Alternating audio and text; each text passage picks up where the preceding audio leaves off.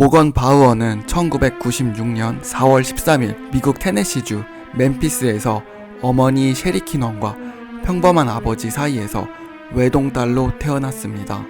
모건은 사우스 다코다주 에버딘에서 자랐고 2014년 그 지역에 있는 센트럴 고등학교를 졸업했습니다. 그녀는 파란 눈과 갈색 머리를 가진 예쁜 소녀였습니다. 모건은 음악과 예술에 대한 열정이 있었고 장래에 저널리스트와 사진작가가 되기를 희망했습니다. 그녀는 자신의 몸에 여러 개의 문신을 새겼습니다. 그 중 하나는 그녀의 자유와 변화를 상징하는 나비였습니다.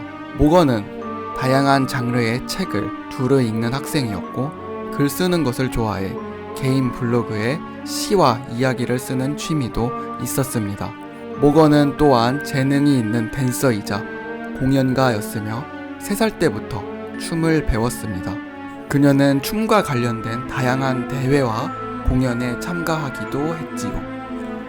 모건은 18세가 되자 호세 로드리게즈라는 남자와 사귀기 시작했습니다. 두 사람은 온라인에서 만났습니다. 모건은 기자나 사진작가가 되고 싶다는 꿈을 가지고 있었기 때문에 다양한 소셜미디어 플랫폼에서 활동했습니다. 모건은 자신과 친구들의 사진은 물론 영감을 주는 명언과 밈을 자주 페이스북과 인스타그램 그리고 트위터에 올렸습니다. 그러자 모건의 미모와 개성에 감탄하는 수천 명의 팔로워가 생기기도 했습니다. 모건은 또한 여행과 새로운 장소로 탐험하기를 좋아했습니다.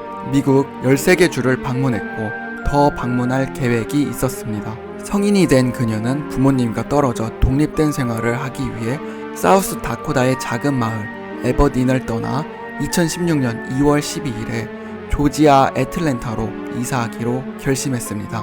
모건은 루나라는 이름의 애완고양이를 키웠는데 그녀는 루나를 보호소에서 입양했고 이사할 때 고양이를 어머니에게 맡겼습니다. 그녀는 애틀란타에서 첫날 밤을 크레그리스트에서 만난 어떤 남자와 함께 묵었습니다. 크레그리스트는 미국에서 사람들이 굉장히 많이 애용하는 사이트이고 주로 판매를 위한 개인 광고, 직업, 원룸, 룸메이트 등을 구하기 위한 웹사이트입니다. 모건은 크레그리스트에서 만난 남자와 룸메이트를 하기로 사전에 약속했었습니다. 한국에서는 이성이 서로 룸메이트를 한다는 것이 조금 이상하지만 미국에서는 종종 일어나는 일 같습니다.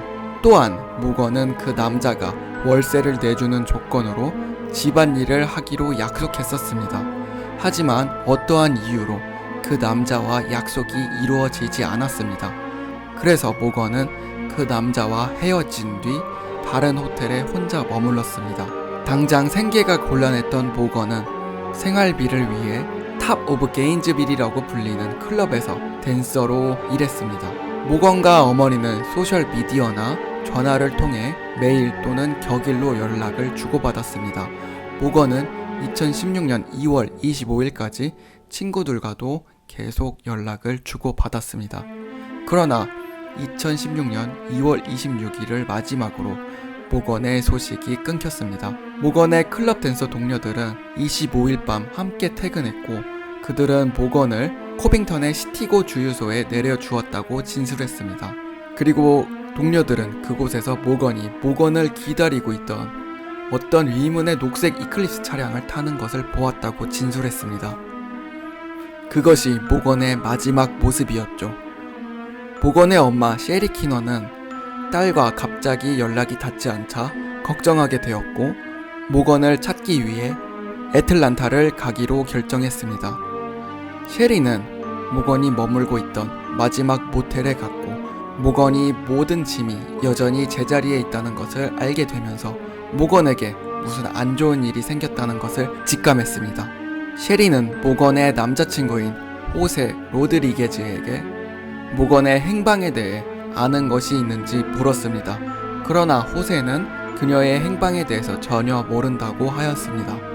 호세 또한 모건과 2월 25일 이후에 연락이 되지 않는다고 하였습니다.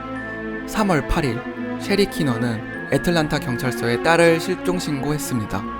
그녀의 휴대폰 기록에 따르면 경찰은 모건의 마지막 전화가 2016년 2월 25일 호세로부터 걸려온 것을 확인했습니다. 경찰은 모건의 마지막 인스타그램 동영상이 조지아주 뉴턴 카운티의 옐로우 리버 공원에서 찍었다는 것을 알게 되었습니다.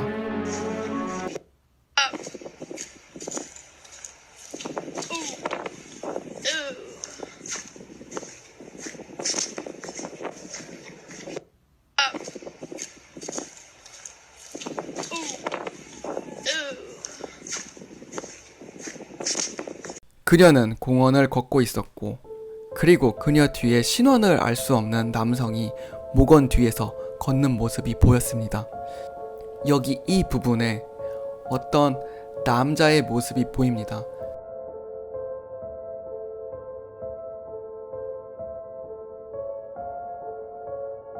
그 게시물은 2016년 2월 26일 게시된 것으로 나타났습니다.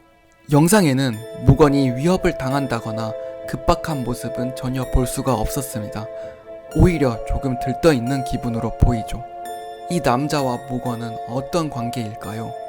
그녀의 뒤에 찍힌 남자는 초록색 이클립스 차량의 운전자였을까요? 혹시 이 남자가 모건을 상대로 납치하거나 어떤 범죄를 일으킨 범인인 걸까요? 수사관들은 정보를 수집하기 위해 동영상 속 남성을 식별하려고 시도했지만 그렇게 할 수 없었습니다. 사회의 여러 기관들 또한 모건에 대한 자세한 정보를 공유하기 위해 이 실종 사건을 뉴스에 대대적으로 보도하기도 했습니다.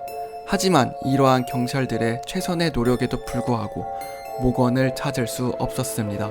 그렇게 수사에는 진전이 없었고 시간은 속절없이 흘렀습니다. 셰리 키넌은 2023년 2월 25일 실종된 딸을 찾기 위한 집회를 열었습니다. 19살 때 실종된 모건 바우어를 기억해 주세요. 셰리 키넌은 딸이 발견될 때까지 작별 인사를 할 준비가 되지 않았다고 말했습니다. 그녀는 뉴턴 카운티의 옐로우 리버 공원에서 토요일 집회를 조직했습니다. 이곳은 모건이 마지막으로 목격된 공원이었습니다. 그 인스타그램 동영상을 찍은 곳이지요. 그러던 지난 2023년 8월 경찰은 모건 바우어 실종 사건과 관련하여 두 사람을 체포했다고 발표했습니다. 한 사람은 조나단 워렌이라는 남자가 캘리포니아에서 체포되어 살인, 가중폭행, 죽음, 은폐, 증거 조작 혐의로 기소되었다고 밝혔습니다. 조나단 워렌이란 남자는 정가가 많은 것으로 알려졌습니다. 그의 머그샷은 아직 언론에 드러나지 않고 있습니다. 혹시 이 남자가 모건의 마지막 인스타그램 동영상에 의문이 남자인 걸까요? 아니면 초록색 이클립스 차량에 의문이 남자인 걸까요? 다른 한 사람은 케이틀린 그로브라는 여성이었으며 일리노이 주에서 체포되었습니다. 케이틀린 그로브 역시 마찬가지로 모건 바우어와 관련하여 무언가 은폐하고 증거를 조작한 혐의로 기소되었습니다. 현재로서 이 두 사람과 모건과의 관계가 불분명합니다. 경찰은 두 용의자에 관하여 말을 아끼며 아직 수사 중인 사건이라고 말하고 있습니다. 현재까지도 모건 바우어 양은 발견되지 않았습니다. 모건 바우어는 그날 무슨 일이 있었던 걸까요?